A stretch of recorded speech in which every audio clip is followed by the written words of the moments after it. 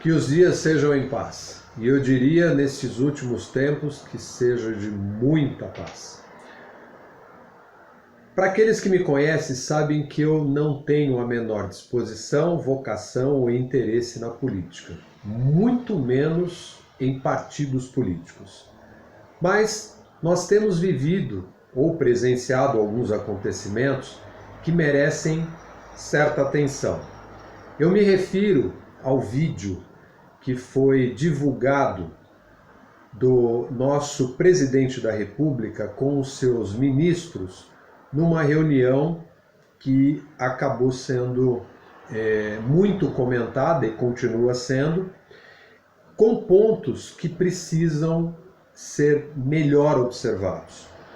Então, da minha parte, eu me senti na responsabilidade de apresentar aquilo que eu chamei do meu manifesto quanto a essa situação, ou esses pontos de vista que foram apresentados nessa reunião. Então, eu já vou pedir de antemão desculpas, inclusive, ao meu professor Oswaldo, querido professor, que lá atrás, nos primeiros vídeos que eu fiz, ele me deu um puxão de orelha, me dizendo, olha, você está muito sério nas gravações, sorria mais.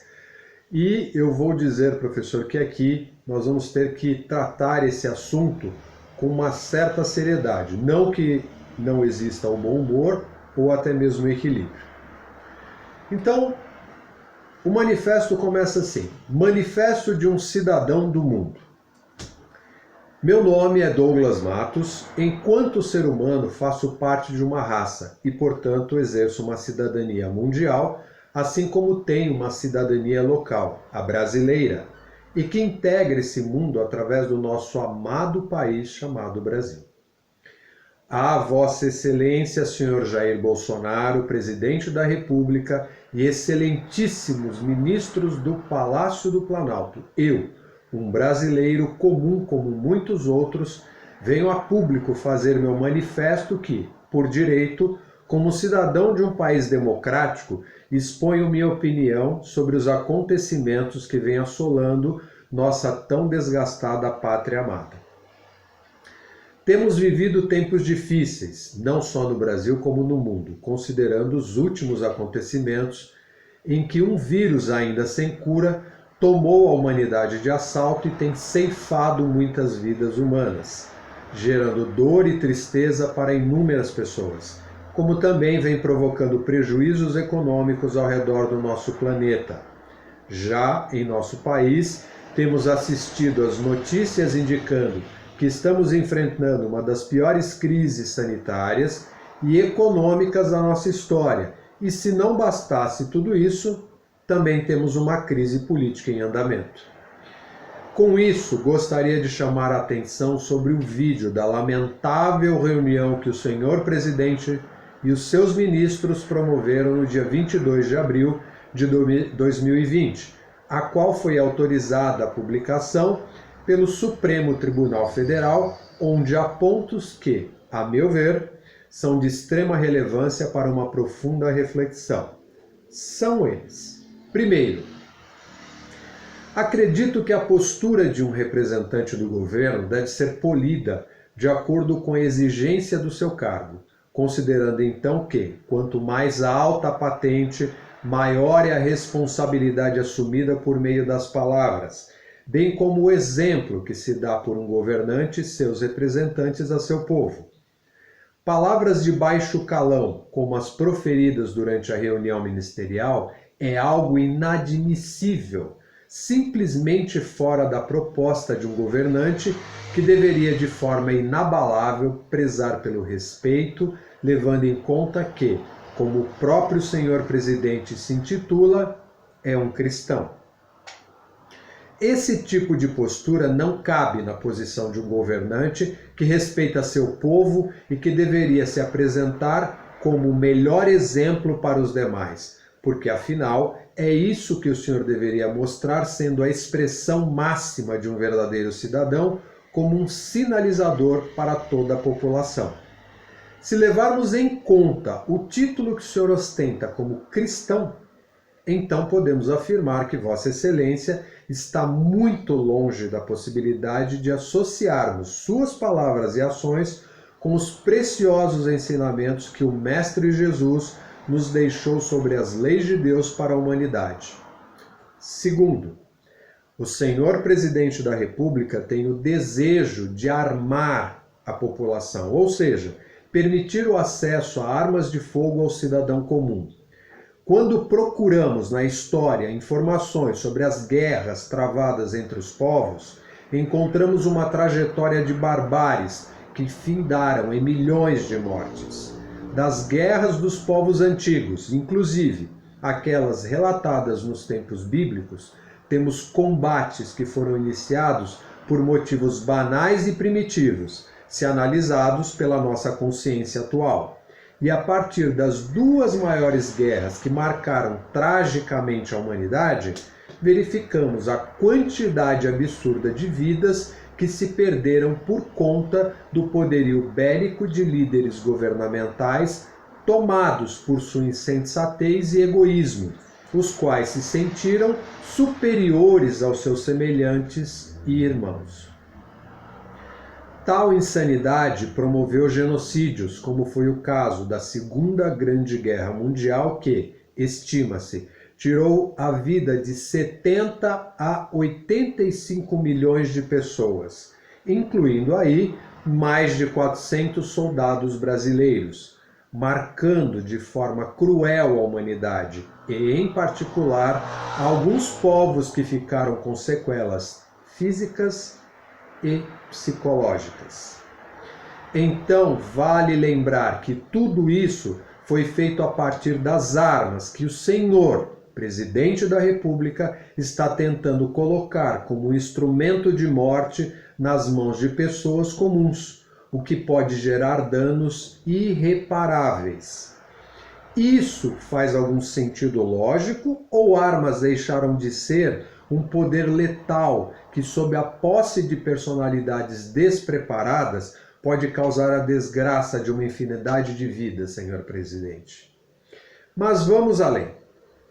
E aproveitando o seu conhecimento sobre religião e pautado na sua crença pessoal, o cristianismo, então, por gentileza, me diga, aonde foi que Jesus, o Cristo, incentivou, exemplificou ou determinou que seus seguidores deveriam lançar mão do uso de armas para combater seus irmãos, que nesse caso seriam considerados supostos inimigos? Lembre-se das palavras do Filho de Deus a Pedro. Então Simão Pedro, que tinha espada, desembaiou-a e feriu o servo do sumo sacerdote, cortando-lhe a orelha direita. Mas Jesus disse a Pedro: põe a tua espada na bainha. Não beberei eu o cálice que o Pai me deu? Isso está em João, capítulo 18, versículos 10 e 11. Certamente o senhor, presidente, conhece essa passagem, um dos muitos ensinamentos desse grande mestre.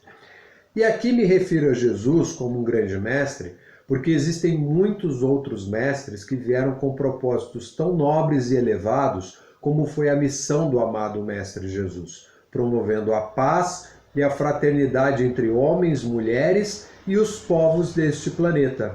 Por isso é chamado de Príncipe da Paz. A mesma Bíblia Sagrada que o senhor presidente deve conhecer está repleta de orientações sobre a determinação de Deus em preservar a vida. Inclusive, um dos principais mandamentos diz: não matarás, que está em Deuteronômio 5:17. E sendo assim, eu pergunto, será que o seu Deus, que também é o meu Deus, não está se referindo ao propósito de manter a vida em vez de criar meios para destruí-la? Isso é possível portando armas, senhor presidente? Os grandes nomes que pregaram a paz e a igualdade estão registrados na nossa história, como é o caso do Mahatma Gandhi, que liderou seu povo para lutar de forma pacífica, ou seja, sem armas, nem qualquer tipo de violência, pela liberdade do seu país, a Índia, e defender a conciliação entre hindus e muçulmanos. Atente-se aqui que a busca é pela irmandade, pela universalidade entre povos, mesmo com credos diferentes. Outro nome famoso, senhor presidente, é de um cristão chamado Martin Luther King Jr., um pastor protestante batista e ativista político estadunidense, que lutou pelos direitos civis dos negros nos Estados Unidos, a liberdade que o Senhor tanto defende, mas que também foi aplicada sem armas, sem violência.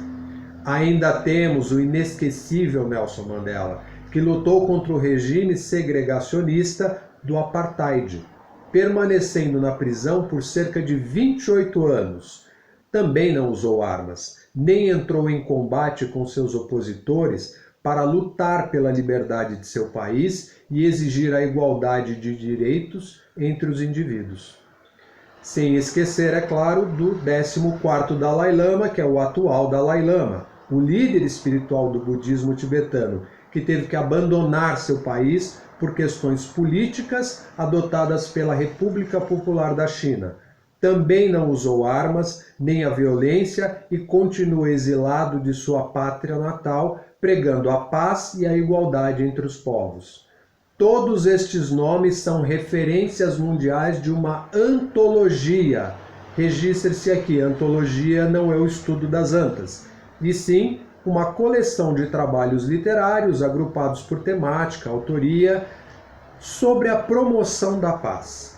Homens que lutaram pelos seus ideais, frisando mais uma vez sem o uso de armas ou violência, seja ela verbal ou física.